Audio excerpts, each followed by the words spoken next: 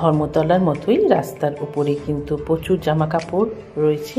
এটা কিন্তু মলের ভিতরেই।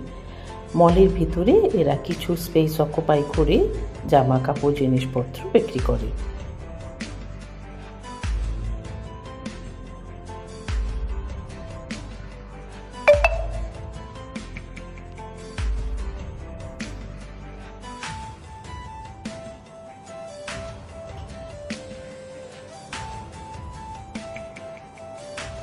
এই সময়টা একটু মানুষজনের ভিড় রয়েছে বিকেলের সময়, আর ছুটির দিন থাকলে ভিড়টা একটু বেশি হয়, না হলে কিন্তু এখানে রাস্তাঘাট শপিং মল খুব বেশি লোকজনের ভিড় চোখে পড়ে না।